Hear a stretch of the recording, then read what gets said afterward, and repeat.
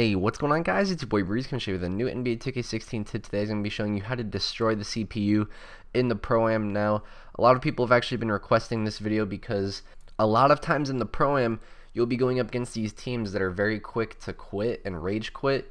And therefore, usually when they quit, it'll be like in the first quarter, you'll only be up by a couple points, and then all of a sudden you're facing a whole team of CPUs. And if you're going up against the whole team of CPUs and it's people that actually quit out and their my players are like 99s and stuff, it can be pretty tough. Now, as you can see right here, we're going up against this team, and the game was taking a while to start. And what probably happened was they didn't know how to fix that glitch where you get stuck on the loading screen.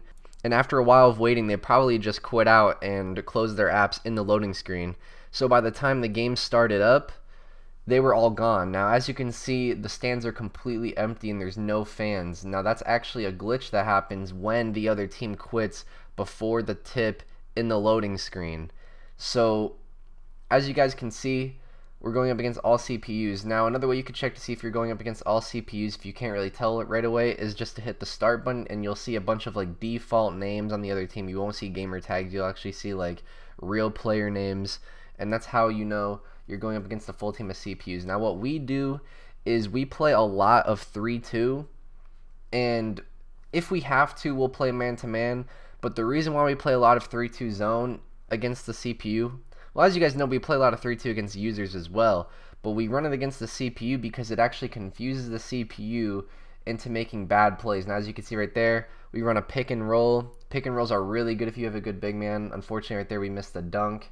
Right here, we end up switching to man because it was on a fast break. And as you can see, like, when you're running a lot of double teams, a lot of zone, the CPU just makes bad choices with the ball because the CPU is known for, making the right play every time, making the right pass every time, and they're known for setting a lot of picks, making a lot of cuts to the basket. So really, on defense against the CPU, it's just all about concentration. As you can see, we're running another pick and roll. So spread the floor, run a lot of pick and rolls. Those are really nice.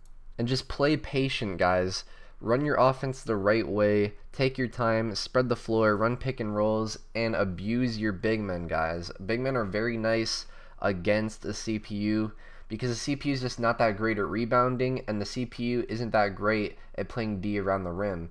Now, in defense, guys, defense is going to win you games against the CPU, and the way you D up the CPU is by either playing zone or man, but if you're going to play man, you need to make sure that you're paying close attention to your matchup at all times because a lot of times these CPUs are running set plays. They're not just running, like a 4-out 1-in spread offense. A lot of times they're running set plays, set offenses. They're setting off-ball picks, on-ball picks. They're cutting to the basket. And for that 1 second that you're not paying attention, your matchup could blow by you on a cut.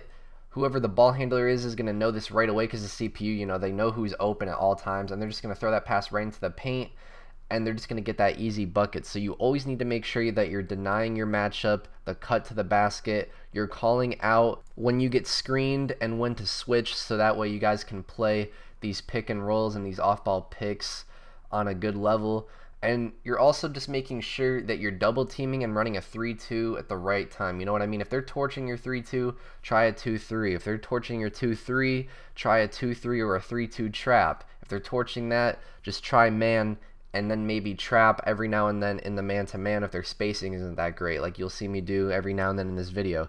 So there's a lot of different things you can do versus CPU, but another good thing you can do against the CPU on defense is sometimes just leave your man open. Now, I know that sounds crazy, but sometimes, guys, if you leave your man open, whether it's the ball handler or a shooter, sometimes they'll just brick wide open shots, and it's better just to leave them open than just to let them run their set offense and get an easy bucket in the paint.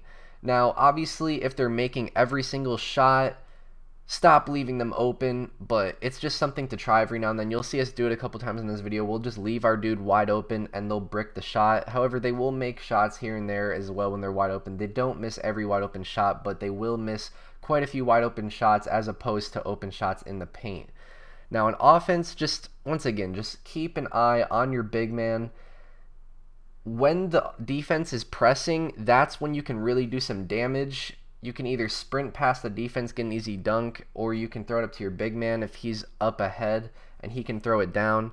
Another thing you can do is you can throw it down to your big man in the post, as you saw in that last clip. And then finally, with your spot up shooters, if they're not being left open on pick and rolls, just throw them the ball if they're in the corner. A lot of times the CPU will actually give them enough space to shoot, and they can just knock it down. So throw it to your shooters in the corner, see if they have enough space so they can knock down shots. If they don't, run pick and rolls. If you run a pick and roll, sometimes they'll crash in, play the paint, and they'll leave a shooter open, so you throw it to the shooter. Sometimes they won't play the paint and they won't commit to the paint on help D, and your big man will be wide open rolling to the basket. Sometimes they'll commit to your big man, but if you drive to the basket as the ball handler, you'll be wide open. So just make reads, guys. Run a simple pick and roll offense, a spread offense, and on defense, just confuse the CPU, take your time, and just watch back on the video to see what we did to really put in work against the CPU. So that being said, guys, this has been your boy Breeze. I'm signing out.